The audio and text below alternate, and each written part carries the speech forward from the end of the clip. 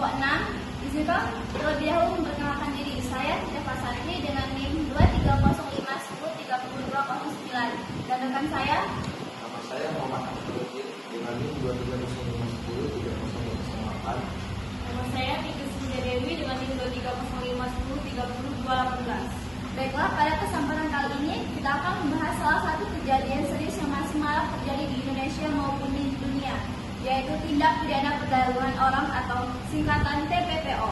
Kejahatan ini bukan hanya melanggar hukum, tetapi juga merupakan pelanggaran berat terhadap hak asasi manusia karena menyangkut eksploitasi, penyiksaan psikologis, bahkan perbudakan modern. Untuk pengertian tindak pidana perdagangan orang dapat diartikan sebagai tindakan perekrutan, pengangkutan, pemindahan, penampungan atau penerimaan seseorang dengan cara mengancam, memaksa, menipu, melakukan penyekapan atau memanfaatkan posisi korban untuk tujuan eksploitasi. Dalam sistem hukum Indonesia, pengertian ini secara tegas tercantum dalam Undang-Undang Nomor 21 Tahun 2007 tentang Pemberantasan TPPO. Jadi perdagangan orang hanya memindahkan seseorang ke tempat lain, tapi juga melibatkan tujuan eksploitasi yang merugikan korban baik secara fisik, mental maupun ekonomi.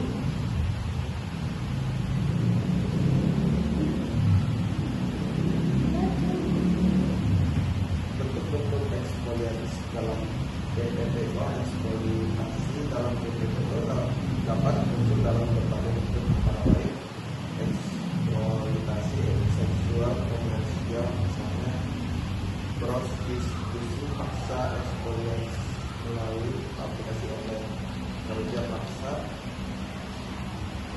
perjualan anak, nanti sana perdagangan bayi, pengambilan organ tubuh secara ilegal. Semua bentuk eksploitasi ini dapat menyebabkan korban kehilangan kebebasan, dapat maupun hak asasi mereka sebagai manusia.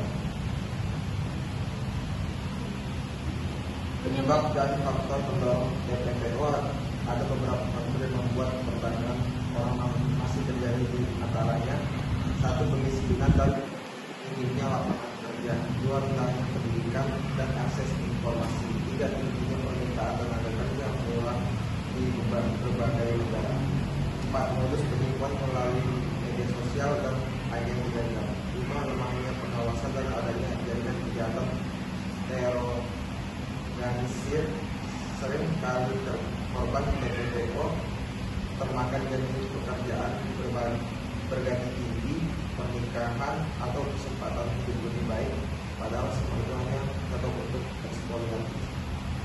Sanksi hukumnya, menurut Undang-Undang Nomor 21 Tahun 2007, pelaku TPPO dapat dikenai pidana penjara 3 sampai 15 tahun, denda 120 juta sampai 600 juta.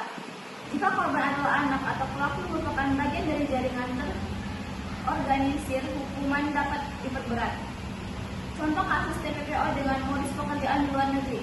Seorang perempuan berusia 21 tahun berasal dari Jawa Barat direkrut oleh agen tenaga kerja ilegal dengan janji pekerjaan sebagai asisten rumah tangga di Timur Tengah dengan gaji tinggi. Namun setelah diberangkatkan, kenyataan jauh berbeda. Pasca korban langsung dirampas oleh majikan, korban dipaksa bekerja hingga 18 sampai 20 jam per hari, sering mendapat kekerasan fisik dan pelecehan seksual, tidak diberi izin berkomunikasi dengan keluarga, tidak menerima upah sesuai perjanjian. Setelah beberapa bulan, korban berhasil melarikan diri ke kantor KBRI dan dilindungi. Pelaku perekrutan di Indonesia berhasil ditangkap dan divonis berdasarkan Undang-Undang Nomor 21 Tahun 2007. Baiklah, dari pembahasan ini kita dapat memahami bahwa tindak pidana perdagangan orang merupakan kejahatan serius yang memiliki jaringan luas serta motif ekonomi yang kuat. Kejahatan ini juga perlu dicegah melalui edukasi, peningkatan kesadaran masyarakat, serta peran aktif pemerintah dan aparat penegak hukum. Harapannya melalui pengetahuan ini kita semua bisa lebih waspada terhadap potensi penipuan dan modus kejahatan yang mengarah pada TPPO. Baiklah, itulah yang bisa kami jelaskan. Semoga materi ini bermanfaat dan dapat menambah wawasan kita mengenai kejahatan perdagangan orang.